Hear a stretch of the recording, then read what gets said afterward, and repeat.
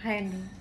అసలు ఆధ్యాత్మిక శాస్త్రం అనేది మూల నిక్షిప్తం నుండి ఇది వెలువరించింది. ఇది మానవ జాతిని సంస్కరించడానికి ఉపయోగపడుతుంది, వినాశనం చేయడానికి కూడా ఉపయోగపడుతుంది. ఇది ఎంత శక్తివంతంగా ఉంటుందంటే అణుబాంబు సహితం దీని ముందు దిగదుడిపే.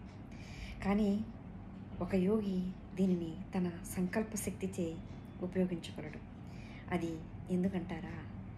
మానవ జాతిని వినాశనం చేయడానికి అంటే ఒక చెడ్డ దుష్టతత్వాన్ని వినాశనం చేయడానికి మాత్రమే. అది నిజంగా వినాశనానికి కాదండి, మానవ జాతిని సంస్కరించడానికి, మళ్ళీ కొత్త ప్రపంచం సృష్టించడానికి మాత్రమే ఇది ఉపయోగపడుతుంది.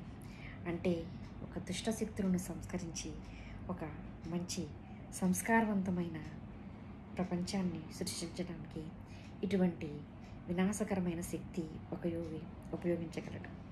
మరి వీడియోలో కలుద్దాం.